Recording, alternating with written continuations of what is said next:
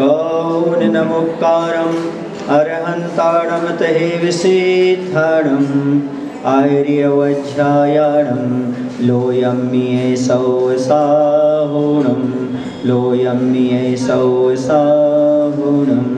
बोलिए अहिंसा परमो धर्म की। देवाय देव श्री शंभुनाथ भगवान की। आचार्य कुंद महाराज की। आचार्य गुरुदेव भगवान श्री विद्यासागर जी महाराज की।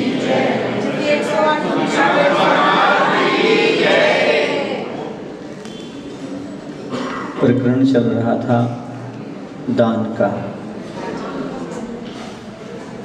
सावक का जो प्रथम कर्तव्य है, प्रथम धर्म है, उसका नाम है दान। अब बहुत सारे बातें होने के उपरांत एक प्रश्न उठता है कि महाराज क्या हम तीर्थ क्षेत्रों पर या अन्य मंदिरों में आहार दान के लिए गुल्लक रखी रहती है या रसीद भी काटी जाती है, तो उस समय हमारा कर्तव्य क्या बनता है? तो याद रखो, दान हथेली पर होता है। आहार दान कहाँ होता है? सारी बातें समझ में आ गई आपको। आहार दान जो होता है वो हथेली पर होता है, झोली में नहीं होता। किसमें नहीं होता? सबसे अति उत्तम है आप स्वयं अपनी वस्तु ले जा करके दान करिएगा। महाराज कहीं कहीं क्षेत्र पर ऐसा होता है कि भोजनशाला खोल दी जाती है और वहाँ पर त्यागी वृत्तियों के लिए भोजनशाला होती है, होना भी चाहिए। लेकिन त्यागी वृत्ति का अर्थ है मुनि महाराज नहीं लेना वहाँ, क्योंकि मुनि महाराज की चर्या अलग ही है।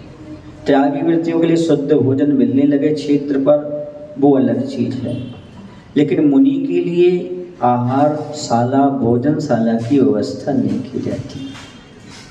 अपने अपने घर में पड़गाहन करके उनके लिए आहार दिया जाता है। इसलिए क्षेत्र आदि पर जो मुनि के नाम से रसीद कटती है वो उचित नहीं है।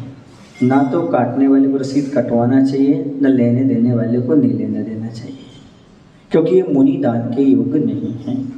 मुनि का दान तो, मुनि के लिए जो आहार दान दे रहे हो वह तो साक्षात अपने हथेली पर रखो, ये सबसे अच्छी चीज है। कुछ श्रावक जो है ना आहार देते रहते हैं, उन्हें दूसरे श्रावक जो है ना किन्हीं कारणों से आहार नहीं दे पा रहे हैं, वे उन्हें सामग्री दे देते हैं, रुपया दे देते हैं, है ना। तो ये भी उचित नहीं है। आप सामग्री ले लो, आप रुपया ले लो, बाकी आप आहार देते रहो, आप करते रहो। ऐसा बिहार में ऐसा हो जाता है। करते हैं तो वो भी नहीं करना। क्यों नहीं करना? इसलिए नहीं क्योंकि आहार दान अपनी वस्तु का होता है। किसका होता है? यदि साधु को ज्ञात हो जाए कि आहार सामग्री दूसरे की है तो साधु कैसे लेंगे? क्योंकि उसका धनी है नहीं है, मालिक है नहीं है। दूसरे की वस्तु को तीसरे ने उठा करके वहाँ पर दे दी। और आप विचार कीजिए, दूसरी बात ये है, किसी श्रावक ने आपको आहार दान के उद्देश्य से 2 लीटर दूध दिया। क्या दिया? आपके लिए। और आपने आपके यहाँ जो साधु आए उनने दूध नहीं लिया, तो अब दूध का सेवन कौन करेगा? क्योंकि वो तो कहेगा कि साधु को देना। अब आप खाओगे तो बोलो ना, दोष लगेगा। कोई फल दे करके आपके लिए कहा और ये कहेगा ये साधु को देना, साधु नहीं लिया तो फिर आप स्वयं सोचो कुछ चीज सामग्री की जरूरत क्या है। फिर क्या करें महाराज जी? सुनो, महाराज के लिए जो आपको दोष लगेगा क्योंकि आपने, लेकिन तो क्या महाराज ना लें तो लोग बुरा मान जाते हैं। कुछ लोग आपने क्यों नहीं लिया, आपने ऐसा क्यों नहीं लिया। आपके ऐसा करो, अब ऐसा कह जाना कोई व्यक्ति के तो भैया आप लोग बहुत व्यवस्था कर रहे हैं, ये आपके लिए सामग्री है, उसका क्या सुधार करो। ये आपके लिए सामग्री, आपको जो करना सो करो। सीधी बात है। वो स्वयं भोजन तो बना रहा है, बिहार आदमी चल रहा है तो खुद भी खाएगा, खिलाएगा भी। यदि आप महाराज के उद्देश्य से लेके आ रहे तो दोष है, और उसके उद्देश्य ये आपके लिए है। ये क्या कह के जाना उसको, चाहे उसको पैसा दो, चाहे उसको सामग्री दो, क्या कह के आना, ये आपके लिए है। क्यों? क्योंकि आप सारे चर्या संपन्न करा रहे हैं। अब आप खा भी सकते हो, खिला भी सकते हो, सब कुछ कर सकते हो। किसके लिए है? परिणी के लिए, महाराज के लिए। क्या बिहार में से व्यवस्था जरूरत पड़ती है तो क्या कहना भैया, जो साथ में चल रहा है ये आपकी व्यवस्था के लिए है, ये नहीं कि नहीं महाराज के लिए या आहार दान के लिए। बिल्कुल नहीं आएंगे उसमें, वो ही आएगा अकेला। अब वो जो चला रहा है चलाना तो उसकी व्यवस्था है। हाँ, महाराज जी के निमित्त से नहीं करना कोई चीज़, महाराज के निमित्त से पैसा नहीं देना, महाराज के निमित्त से सामग्री नहीं देना, उसको दे के आओ, वही आपके लिए है। क्या कहोगे? बस सीधी बात है। वो इतना समझदार तो है कि खुद के लिए बनाएगा तो खिलाएगा ही, वो तो खाएगा और खिलाएगा, खाएगा, पर ये कह के नहीं आना ये महाराज जी के लिए। अब बात समझ में आ रही ना, प्रक्रिया समझ में आ रही ना। काम तो करना है क्योंकि कहीं कहीं इसकी आवश्यकता पड़ती है, पर उस समय क्या करना है, उस व्यक्ति को सुपुर्द करके आना है। ये किसके निमित्त का ये नहीं बताना आपके लिए, ना कहना ना बोलना, वो आप ऐसे व्यवस्था में लगा दीजिएगा। आया समझ में? हाँ तो उसको हो गया ना, वो तो उसका हो गया तो वो तो कुछ भी करा सकता है महाराज के लिए, क्योंकि आप उसको देके आए ना, उसका हो गया आपको। ऐसा में आपका देखो, जो भी आहार दान दे रहा है वो जघन्य पात्र है आपके लिए कि नहीं, सभ्यदृष्टि साधक है कि नहीं, या अनुवृत्ति हो सकता है, प्रतिमधारी भी हो सकता है। जो महाराज की आहाचर्या बिहार में संपन्न करा रहा, क्षेत्र पर करा रहा है, कहीं भी करा रहा है, वो स्वयं तो है ही जघन्य पात्र या मध्यम पात्र, तो उसको दिख रहा हो ना आप, ये आपके लिए, आपका दान तो हो ही गया उसमें। वो खुद भी खा रहा है और ना तो महाराज को दोष लग रहा है, ना देने वाले को दोष लग रहा है, ना आपको दोष लग रहा है। आम के आम एक टिकट में 3-3 आनंद लो ना, ऐसा काम करो ना जिसमें सब में दोष बने रहे।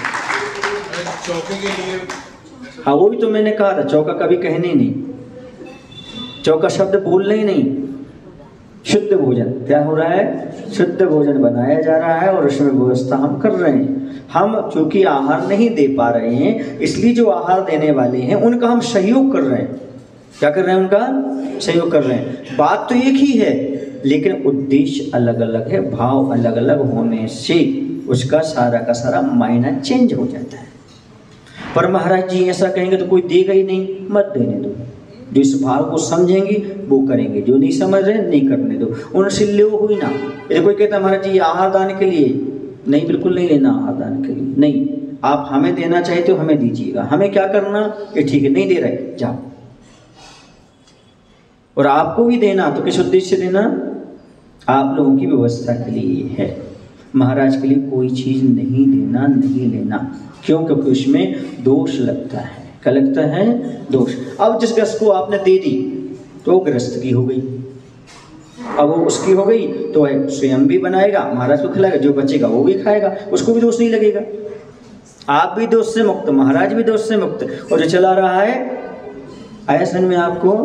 हाँ, क्योंकि क्षेत्रों पर जो रसीद कटती है, एक तो विश्वास नहीं हो पाता कि कितनी कटती है, कितना जाता है, कहाँ जाता है, कैसा जाता है, क्या व्यवस्था है, वो भी खैर वो तो छोड़ दो, उसका विकल्प नहीं करो, लेकिन हमें दोष मुक्त कैसे होना ये समझने का प्रयास करो। सीधी सी बात है, वहाँ पर कोई त्यागी वृत्ति है, उनके हाथ में दे करके आ जाओ, भैया ये आप लोगों के लिए है, सीधी बात। उनको क्या उपयोग करना, इतना तो त्यागी वृत्ति समझदार होगा कि स्वयं भोजन बना रहा है तो उसमें से सामग्री तो अतिथि संविभाग तो करेगा। क्या करेगा? और आप हर किसी को दे के थोड़ी आ रहे हैं, किसको दे करके आ रहे हैं? जो वहाँ पर अतिथि संविभाग व्रत का पालन कर रहा है, उसको क्या बोलना है आपको? ये भैया आपके लिए, आपकी व्यवस्था के लिए, बाकी कुछ नहीं बोलना कि त्यागी वृत्ति को दे देना या महाराज को चला देना है, ऐसा कर देना है, वैसा कर देना, नहीं। सब उस दोष से मुक्त होने का ही सबसे अच्छा तरीका है। आ रहा समझ में? धर्म तो करना है, कृत कारत अनुमोदना से भी करना है। हम नहीं दे पा रहे तो अनुमोदना कैसे हो जाए, दूसरे से कैसे कर दे, धर्म में बताया है, कृत भी कारत भी अनुमोदना भी, लेकिन उसमें क्या नहीं करना, ये नहीं करना। क्योंकि हम आपको एक बहुत अच्छी बात बता देते हैं, आप लोग अनभिज्ञ हैं, अब इस चीज़ को नहीं जानते, बहुत बड़े बड़े विद्वान भी इस चीज़ को नहीं जानते। अमरकंटक की बात है, अमरकंटक में कोई दिल्ली वाले या बम्बई वालों ने 4 महीने के लिए सभी चौके के लिए फ्री दूध बोला। वो मंच पे बोल दिया गया, कहाँ बोल दिया गया कि इनकी तरफ से 4 महीने फ्री दूध चलेगा। आचार्य मंच पर बैठे थे, वहीं पर उन्होंने कायशर कर लिया 4 महीने के लिए दूध का त्याग। क्या बोल दिया मंच पर कि इनकी तरफ से सभी चौकों में 4 महीने के लिए दूध जाएगा। अब वो तो चला जाएगा कह करके, फिर क्या होगा? तो ये तो साधु को मालूम नहीं पड़ना चाहिए आपकी व्यवस्था कैसी है, क्या है, किस रूप में स्वयं की चीज स्वयं दान देना चाहिए। ना दूध टीम होना चाहिए, ना पानी टीम होना चाहिए। ऐसे में ये आपकी व्यवस्था अपने हिसाब से कैसे चल रही है उस रूप से होते चले जाना चाहिए। मेरा कहने का तात्पर्य ये है कि दोष से मुक्त हम भी रहें और साधु भी रहें। अब चूंकि ज्ञान नहीं रहने से या बार बार साधु के पास नहीं जाने से सब हो जाता है, लेकिन अब आचार्य भगवान तो आचार्य भगवान थे, वो तो समझौता करने वाले है ही नहीं। फिर बहुत सारे त्यागी व्यक्ति समझ गए कि आचार्य से दूध क्यों नहीं ले रहे, क्यों नहीं ले रहे, क्यों नहीं ले रहे। उन्होंने आचार्य से हाथ जोड़ के कहा, आचार्य जी हम स्वयं जाते हैं, निकलवा करके लाते हैं, स्वयं उनको पैसा देकर आते हैं, ये हमारा है।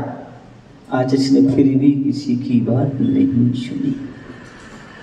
आया समझ में? ऐसा कभी भी भूल करके काम नहीं करना चाहिए, बल्कि बहुत सावधानी पूर्वक चर्या का पालन कराना और करना चाहिए। देखो करना तो सारे काम और होंगे, क्योंकि साधु का अपना पुण्य है, कहीं ना कहीं से व्यवस्था तो होती, सब कुछ होता है, लेकिन दोष से मुक्त हो तो बहुत आनंद आता है उसका। हर चर्या में दोष से मुक्त रहे तो उसमें एक आनंद आता है। कोई भी कार्य करो, निर्दोष करो तो उसका आनंद अलग होता है, उसका फल अलग होता है, अपन को भी आनंद आता है, दोषी को भी आनंद आता है। महाराज वहाँ तो ऐसा चलता, वहाँ मैं चलने की बात नहीं कह रहा हूँ, मैं मात्र आपके लिए सच्चा रास्ता बताने का प्रयास कर रहा हूँ। कहाँ कैसा चलता है हमें नहीं पता।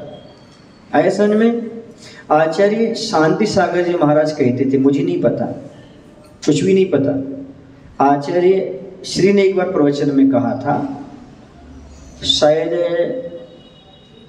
उन्होंने कब कहा था इतना ध्यान नहीं आ रहा, डेट याद नहीं आ रही है, गोमटगिरी में तो कहा था 99 में, किसी भी मठ आदि का भोजन ग्रहण नहीं करना, क्योंकि मठ में रहने वाले ना तो श्रावक होते हैं और न वो साधु होते हैं। बाकी आप सब समझ गए होंगे, ना उनको हम श्रावक में गिन सकते हैं ना उनको, हाँ तो उस योग्य है ही नहीं, इसलिए उनकी कोई सामग्री ग्रहण नहीं करना, नहीं लेना साधुओं के लिए स्पष्ट कहा था।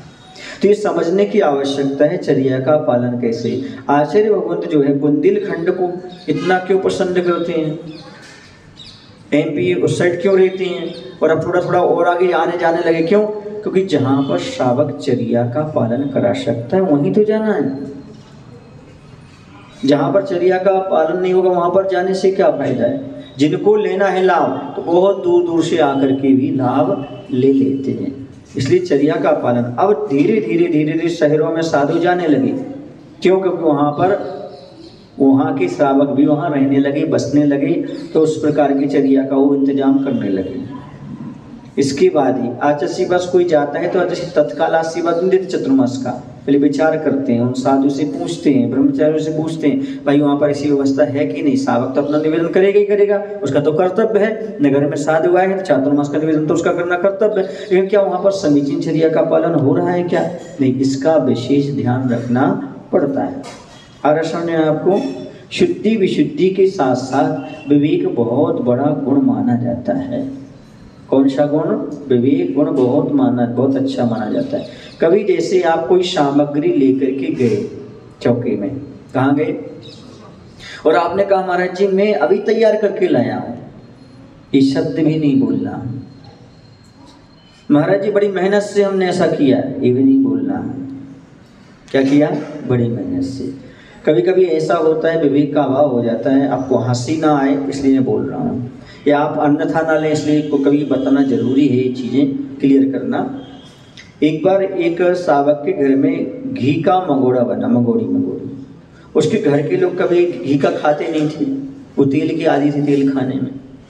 अब हमने वो पकौड़ा नहीं लिया, वो चलाना चाह रहे थे, हमने नहीं लिया, बोले हमारे ले लो नहीं तो भूख है। आप ले लो, हमारे यहाँ कौन खाएगा, क्योंकि हम लोग तो सब घी का खाते हैं। शब्द समझ में आ रहा है आपको? कहने का उद्देश्य गलत नहीं था, लेकिन क्या सारी बात वहाँ खोलने की जरूरत है कि हमारे घर के लोग तेल ही लेते हैं, घी नहीं लेते? क्या वो उस समय क्या करेंगे महाराज? कि विवेक का अभाव हो जाता है या बोलने की अधिकता हो जाती है सामने वाले की। इसलिए मैं बिल्कुल साइलेंट रखता हूँ। कहाँ पर? आहारचर्या।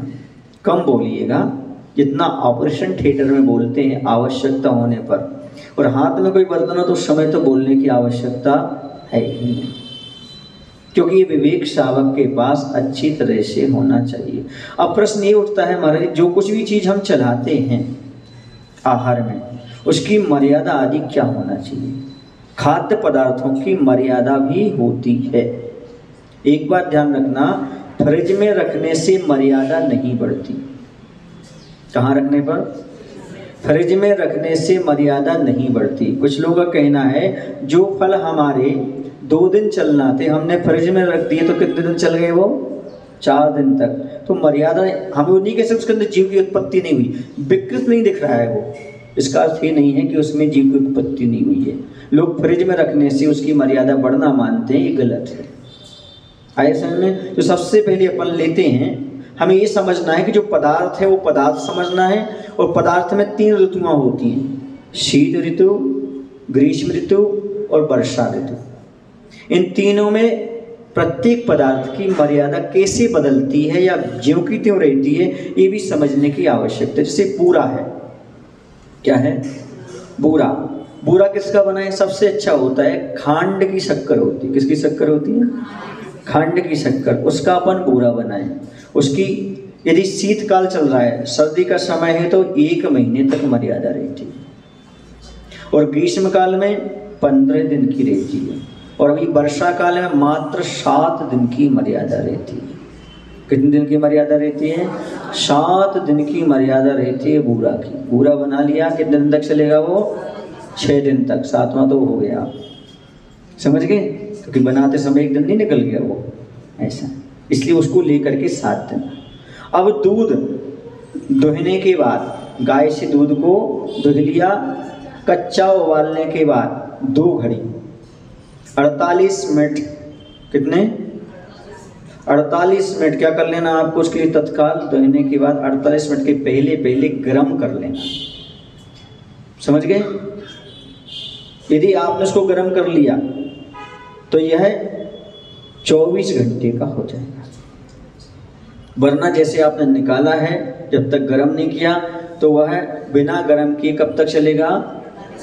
48 मिनट तक। उसके बाद उसमें जीव पड़ना, वह अवक्ष हो जाएगा, फिर लेने योग्य नहीं। इसे निकालने के 48 मिनट बाद, उसके पहले 48 मिनट के पहले गर्म कर लेना चाहिए। यदि आपने गर्म नहीं, ऐसा नहीं कि आपने मात्र फासू कर ले, उबल जाए, तो वही 24 घंटे तक चल जाएगा। इनकी मर्यादा तीनों ऋतुओं में एक सी है। शीत में कह लो, ग्रीष्म में कह लो, वर्षा में कह लो। अब आती है आपकी छाछ। छाछ समझते हैं आप? बुलौते समय गर्म पानी डाल लें तो 12 घंटे हो जाती है।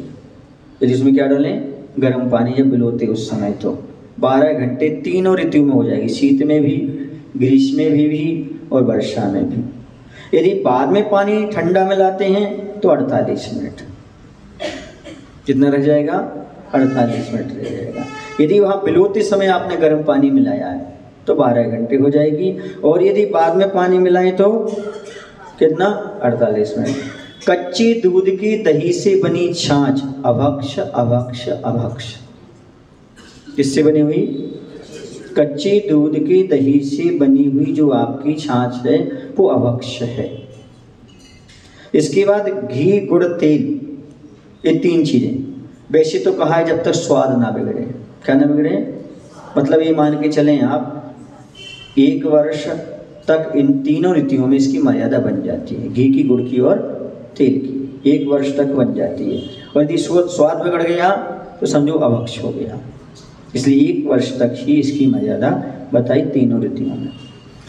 और इसके बाद आता आटा, बेसन, पिसे मसाले, ये तीनों चीज़ें। तो इसकी तीनों ऋतुओं में अलग है। शीतकाल में जो है 7 दिन, ग्रीष्म काल में 5 दिन और वर्षा काल में 3 दिन। अभी कितनी मर्यादा है आटे, बेसन की, पिसे मसाले की? मात्र 3 दिन। 3 दिन के बाद आपको दूसरा पीस करके उपयोग करना है। इसकी मर्यादा वर्षा काल में हो जाएगी। किसकी? आटा की, बेसन की, पिसे मसाले की। 3 दिन है वर्षा काल में, ग्रीष्म काल में 5 दिन और शीतकाल में 7 दिन है। पिसा हुआ नमक कभी भी 48 मिनट। कितना? उसको यदि गर्म कर लो या उसका कलर बदल लो, मसाले वसाले मिला देते हैं तो 6 घंटे मानते हैं। कितना मानते हैं उसको? 6 घंटे मानते हैं। खिचड़ी है, रायता है, कड़ी है, दाल है, भात है, सब्जी है, इन सब की 6 घंटे। कितने घंटे? 6 घंटे मर्यादा है। यदि आपने उसको 8 बजे बनाया, कितने बजे बनाया, तो कितने घंटे ले लो उसमें? 6 घंटे। कितने हो जाएंगे? 2 बजे तक। व्रती लोगों को सुबह का बना हुआ शाम को नहीं दे सकती, आपको भी नहीं खाना चाहिए। समझ में आ रहा है? कौन कौन चीज़ें? खिचड़ी, रायता, कड़ी, दाल, भात, सब्जी, ये 6 घंटे के पहले ही उसको बनाने के उपयोग में कर लेना चाहिए। समझ में आ रहा है? यदि आप इसकी मर्यादा का ख्याल रखते हैं तो आप बहुत सारे पाप से भी बच जाएंगे, दोष से भी बच जाएंगे और आपका स्वास्थ्य भी ठीक रह सकता है। ऐसा नहीं है कि आपने सुबह बनाया था 8 बजे और 4-5 बजे बुला रहे हो लोगों को तो उनको खिला रहे हो, उसकी मर्यादा समाप्त हो गई। क्या हो गई? इसकी मर्यादा समाप्त हो गई। रोटी है, पूड़ी है, हलवा है, बड़ा है, कचौड़ी है, सुनेंगे आप लोग। इनकी जो बताई है शीतकाल में 12 घंटे और ग्रीष्म काल में 12 घंटे और वर्षा काल में 12 घंटे। किसकी? पूड़ी की, हलवा की, बड़ा की और कचौड़ी की। समझ गए? हाँ, ये 12 घंटे बताए। कुछ लोग क्या करते हैं, इसको तल करके रख लेते सेव वगैरह, और कहाँ तक ले जाते हैं वो? 24 घंटे तक। इसका भी समझो कैसा है। जैसे मौन, तेल घी मिश्रित आटा है, मौन बोलते ना उसको, तो ये वाले पकवान है, ये है 24 घंटे। ये कैसे हैं? ये हैं 24 घंटे। बाकी पूड़ी, हलवा, बड़ा, कचौड़ी, इनकी तो 12 घंटे ही है। सुनने में आ रहा है? हाँ। बिना पानी वाले पदार्थ, बिना पानी वाले पदार्थ समझ गए ना? हैं? हाँ, वो कैसे? 7 दिन है शीतकाल में, ग्रीष्मकाल में 5 दिन और वर्षा काल में 3 दिन। फिर इसके बाद शक्कर मिश्रित दही छाछ,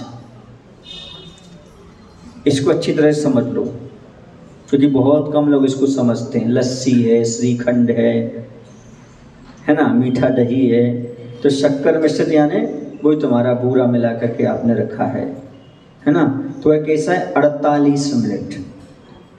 ऐसा नहीं है कि आपने जो 9 बजे तैयार किया और महाराज को 10:30 बजे दो।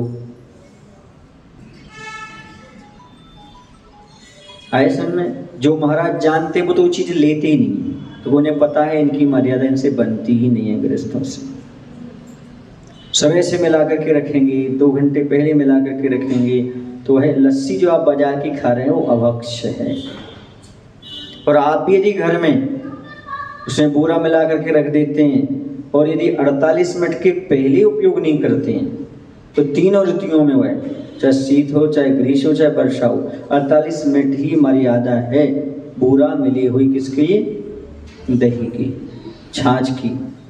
श्रीखंड बनाओ चाहे लस्सी बनाओ, उसको बनाने के बाद कितने समय में उपयोग कर लेना चाहिए? हाँ, 45 मिनट में, क्योंकि 48 मिनट तो अंतिम समय है। 3 मिनट तो आपको बनाने में भी लग जाते हैं उसमें डालने के बाद। इसको समझो, एक पीरियड जैसा लगता ना उतना ही इसका समझ करके चलो। स्कूल में पढ़ते थे ना 45 मिनट का एक पीरियड नहीं होता था ऐसा, तो ऐसे 45 मिनट के भीतर भीतर इसमें है ना। यदि आपको किसी को देना अनिवार्य है वृत्ति को, तो उसी समय आप बूरा मिला रहे, इस समय आप देना चाह रहे हैं ऐसा। अब गुड़ मिश्रित दही या छाछ अभक्ष है। यदि गुड़ मिला दिया आपने तो क्या हो गया? वो अभक्ष, क्योंकि गुड़ और दही अभक्ष हो जाते हैं। समझ नहीं आया? एक बार किसी महाराज ने आचार्य से पूछा, आचार्य दही और गुड़ मिला दो तो अभक्ष हो जाता है, छेना? तो आचार्य ने कहा नहीं, उसकी पर्याय अलग है। छेने की, दूध की, इनकी पर्याय अलग है। उनमें गुड़ मिलाने से वो अभक्ष नहीं होते। मात्र क्या होगा, गुड़ मिश्रित जो दही है या छाछ है ये क्या हो जाएगी, अभक्ष, उसी समय मिलाते ही अभक्ष हो जाएंगी। ऐसा आगम का उल्लेख है। अब लाई, काजू आदि कुटे गर्म किए मेवा, कूट लिया उनको, लाई है, काजू आदि है, उनको कूट लिया और गर्म किया मेवा है ना, तो वो है शीतकाल में 7 दिन चल जाएगा, ग्रीष्म काल में 5 दिन और वर्षा काल में 3 दिन। आया समझ में? ऐसी उसकी मर्यादा बन जाएगी। लाई, काजू आदि बताए ना कुटे, जो लेकिन गर्म किए मेवे हैं, तो शीतकाल में 7 दिन और ग्रीष्म काल में 5 दिन और वर्षा काल में 3 दिन। छना पानी आपको मालूम ही है, कितने मिनट, 48 मिनट। जो छना पानी पीते हैं वो ऐसा ना माने कि हमने सुबह पानी छान के रख दिया अब दिन भर पियो, छना पानी का नियम पल जाएगा। एक बार पानी छान लिया फिर 48 मिनट बाद फिर वह अनछना हो जाएगा, फिर आपको छानना पड़ेगा, तब आप छने पानी के नियम का पालन कर पाएंगे।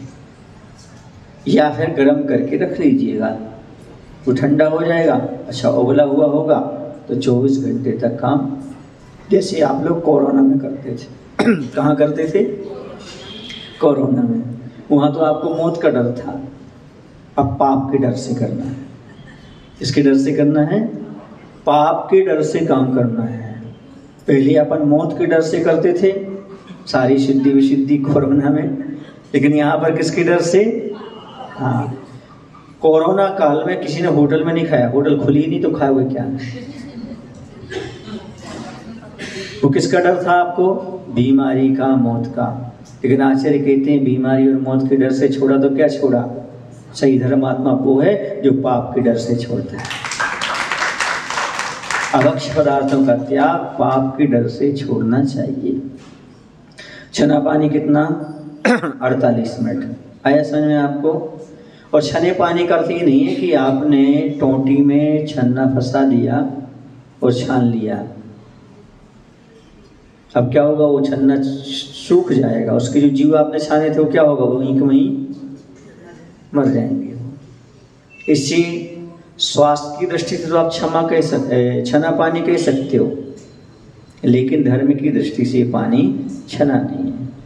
जिस स्रोत से आपने पानी निकाला है उसी स्रोत में आपका पानी पहुंचना चाहिए। हमारी जिद ये नहीं है कि हमें कुएं का पानी चाहिए, है ना, साधुओं के लिए कुएं का पानी चाहिए, कोई जिद नहीं है, बल्कि अहिंसा मुख्य है। क्या है?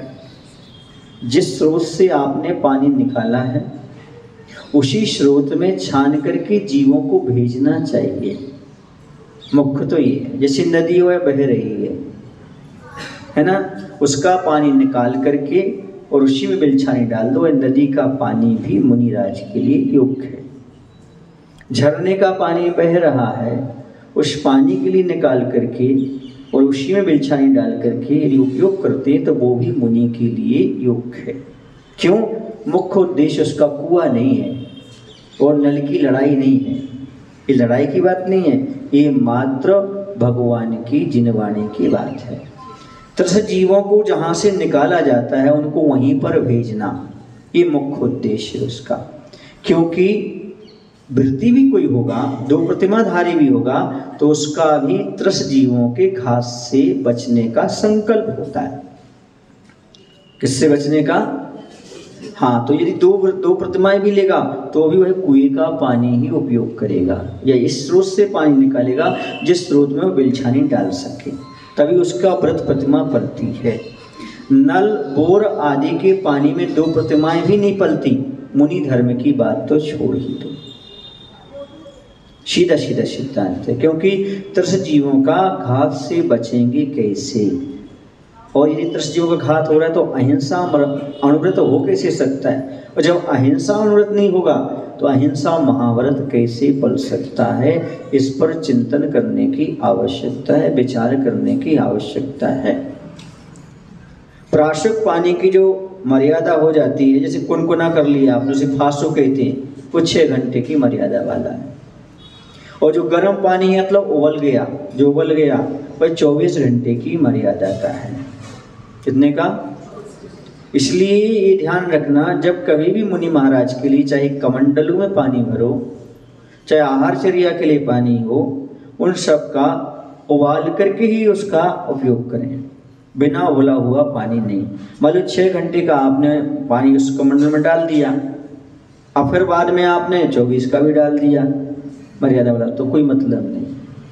आप उसमें 24 घंटे की, क्योंकि कमंडल एक बार साफ हुआ 24 घंटे फिर पुनः उसमें पानी आप डालते रहते, तो उबला हुआ पानी ही होना चाहिए। समझ गए?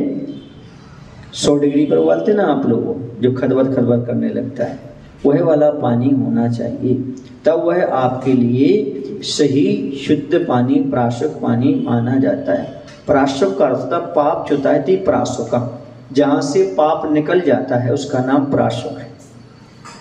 प्राशुक भूमि, प्राशुक बोलते ना हम लोग, प्राशुक जमीन हो जाए तो प्राशुक जमीन क्या गर्म करते जाते हैं क्या? प्राशुक का अर्थ है जहाँ से पाप निकल जाए, उसका नाम प्राशुक है। ऐसे यहाँ पर 24 घंटे तक उसमें कोई दोष ना लगे, ऐसा पानी जो है वह प्राशुक गर्म पानी माना जाता है। आया आपको समझ में? ये भक्ष्य वक्ष की मर्यादा के बारे में आपको बताया, भक्ष्य की क्या मर्यादा होती है, बाकी वह अवक्ष हो जाता है। अब कुछ लोगों का कहना है कि गर्म पानी है उसको पुनः गर्म कर लें, नहीं, फिर वह उसकी मर्यादा बढ़ने वाली नहीं है। 24 घंटे की उसकी जो मर्यादा थी वही उसकी मर्यादा मानी जाएगी। अब देखिएगा, हमने देखा प्राय करके जहाँ पर कुएं समाप्त होते जा रहे हैं या कुएं नहीं है, वहाँ पर धर्म समाप्त होता जा रहा है। भारत देश में नल का पानी कम था, कुएं का पानी ज़्यादा था। विदेशों में कुएं नहीं है, नल का पानी, देखो ना, इसलिए विदेशों में धर्म नहीं बचा। धर्म कहाँ है? भारत देश में। क्यों? क्योंकि जहाँ पर कुएं के पानी का और संतों की वाणी का पान किया जाता है, वहाँ पर अहिंसा धर्म रहता है।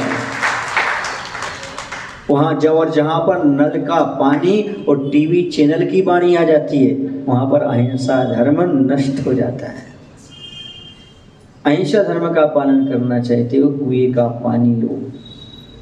एक बात और आपको बता दूं, कुएं का पानी उजाले में रहता है और नल का पानी अंधेरे से आता है। कहाँ से आता है? अंधेरे से आता है। तो जो अंधेरे से आएगा वो कहाँ ले जाएगा? आपको अंधेरे में, और जो उजाले से आएगा वो आपको उजाले में ले जाएगा। नल के पानी का स्वयं स्रोत नहीं होता, वो कहीं से आता है, नदी आदि से, लेकिन कुएं के पानी का स्रोत स्वयं से होता है। जितना निकालो उतना और बढ़ता चला जाता है, ये उसका नियम है। किसका?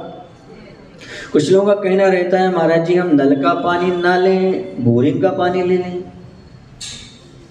बोरिंग जो आपके बिना क्या मशीन के चलती है क्या? प्रेशर से पानी आएगा तो जीव तो वहीं सारे खत्म हो जाएंगे।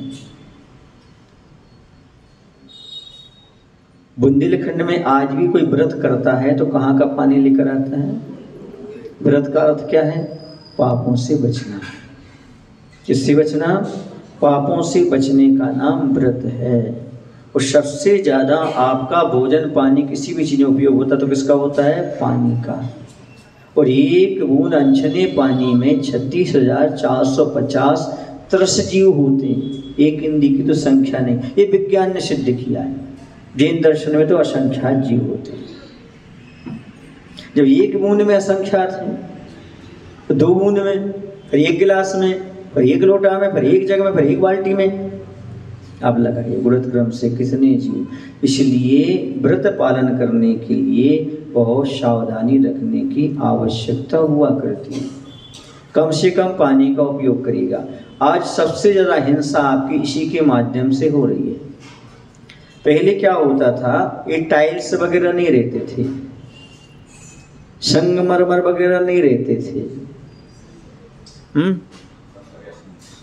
समझ में आया ना? तो पानी कम लगता था। अब तो रोज आपके टाइल्स धोने के लिए पानी चाहिए। गलत कह रहा हूँ सही कह रहा हूँ? कितना पानी उपयोग होता है उसमें? अब वो खुद पता है।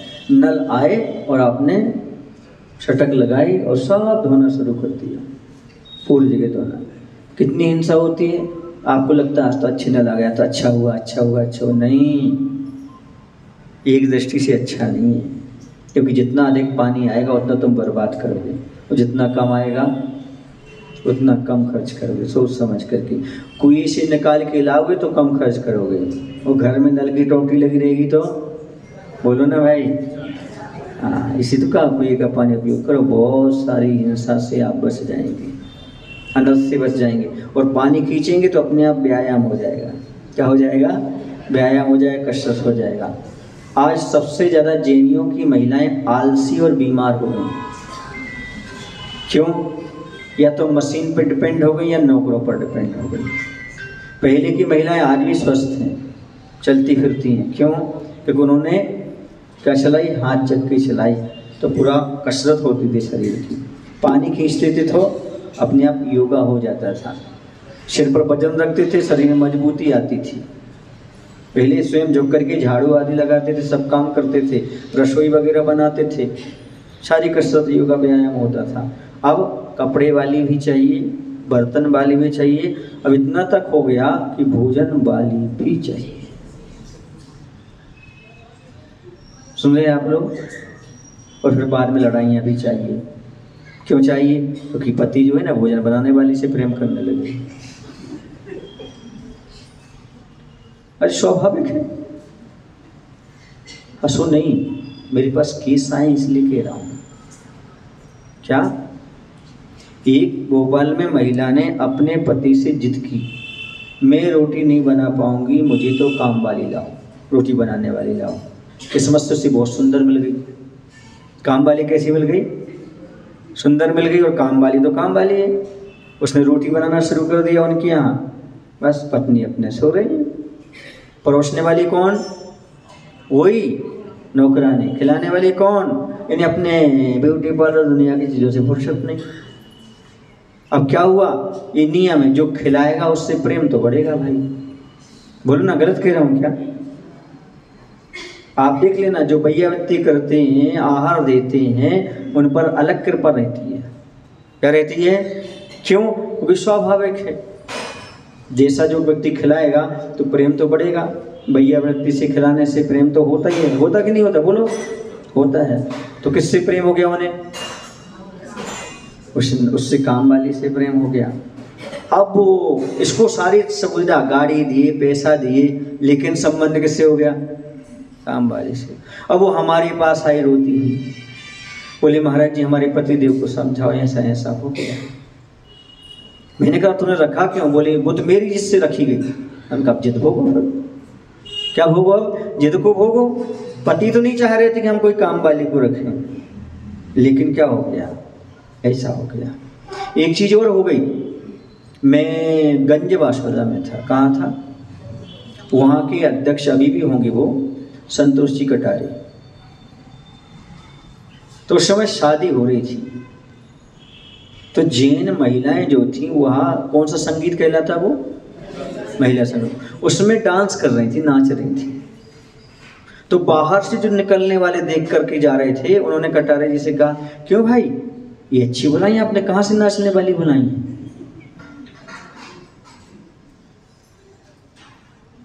उन्होंने हमें आकर के बोला, महाराज जी लोग ऐसा बोल के जा रहे, लोग समझते नहीं है, देखो समाज के लोग करके महिलाएं नाच रही हैं, ऐसा शब्द बोला। तो मैंने कहा क्या करें, पंचम काल है। पहले ऐसा होता था, भोजन घर की महिलाएं बनाती थीं और बाहर से नाचने वाली आती थीं। अगली पॉइंट खोल लोगे, समझ में आ गया? अब बनाने वाली बाहर की आती हैं और नाचने वाली घर की। इस विडंबना को कौन मिटाएगा, कौन समझाएगा? बहुत मुश्किल हो गया इस चीज़ के लिए कि अब हमारे लिए हर चीज़ के लिए काम वाली चाहिए, काम वाली चाहिए। इसलिए पूरे घर परिवार बर्बाद हो रहे हैं। लिखा गया है मातृहस्तेन भोजनम मातृमुखेन शिक्षणम। ये जब वो शिविर लगाएंगे ना हम, उसमें हम समझाएंगे आपको, आपके बेटे आपकी क्यों नहीं मानते, आपके बेटे के पास प्रेम क्यों नहीं है, क्योंकि आपने बना के खिला रहे क्या आप बच्चे को जो आपसे प्रेम होगा? आप बना के खिला रहे क्या बच्चों को जो आप बच्चे आपसे प्रेम करेंगे? या तो बाजार में खाते हैं संडे सैटरडे, या फिर काम वाले बना करके रख जाते इसको खाते हैं। अब जैसा खाओ अन्न वैसा होना है। नौकरों जैसा तुम्हारा मन रहेगा, बस ये समझोगी हम तो ऐसा है, बस माता पिता मेरी नौकर है, माता पिता थोड़ी अगर तो करता पिता पाल दिया, घोष दिया, कर दिया, काम कर दिया। इस बारे में विचार करने की बहुत आवश्यकता है। आप महिला हैं, आप अपना कर्तव्य भूलती चली जा रही हैं। साहब का कर्तव्य क्या होता है? नौकरी के द्वारा पति को भोजन करा रहे हो, आपको लज्जा नहीं आती क्या? नौकरी के द्वारा पति की सेवा, सोचो अभी ऋण सार ग्रंथ पढ़ना, तब आपको उसमें लगेगा कि इसमें लिखा क्या है। उसमें लिखा है जो शिष्य गुरु की भक्ति नहीं करता, जो नौकर मालिक की भक्ति नहीं करता, जो स्त्रियां अपने पति की भक्ति नहीं करती, वो नरकगामी होती है। जरा पढ़ो उसको, प्राकृत भाषा में लिखा हुआ है। अब आज तो सारा का सारा समाप्त होता चला जा रहा है। अब तो इतना तक आ गया, कभी कहीं कहीं रईस जातियों के यहाँ मुनि राज के लिए आहार हो तो वहां भी नौकरानी चाहिए। मतलब मुनि को आहार भी देने के लिए आपके लिए समय नहीं, बनाने के लिए समय नहीं, किसी को बुला लो भैया वो कर ले। इसका अर्थ ये है घोर कलयुग आ गया। भावनाओं पर इतना ज़्यादा हिरास आया है, भावनाएं समाप्त हो गई। मुनिराज को और हम इनसे बना करके देंगे आहार, धिक्कार है हमारे लिए। हम स्वयं बनाएंगे। क्या करेंगे? उस आहार का अलग होता है। समय हो रहा है, ज़्यादा बोल दिया हो तो सुधार कर लेना। मैं तो नहीं कहूँगा मैंने ज़्यादा बोल दिया, फिर भी आपको लगे हमारा, क्योंकि इसमें सुधार बहुत आवश्यक है। धर्म और स्वास्थ्य की दृष्टि से इस चीज़ को समझने की आवश्यकता है। कोरोना में तो आप किसी को नहीं बुलाते थे, फिर कैसे बन जाता था आपसे, कैसे खा लेते थे आप? अब क्यों नहीं बन रहा है? तो उस समय मौत का डर था, अब पाप के डर, पाप से डरो, समझो भक्ष्य वश की मर्यादा, अपने कर्तव्य, हमारा कर्तव्य क्या है, क्या नहीं करना, क्या करना, इसको समझो। एक और बहुत बुरी बात है, बोल लो बुरी बात, जो साविकाएं हैं अपनी बेटी से कुछ नहीं करवाना चाहती, तो ससुराल में क्या करेंगे जब अभी नहीं सिखाओगे तुम तो? ये बहुत बड़ी आप लोगों की विडंबना है।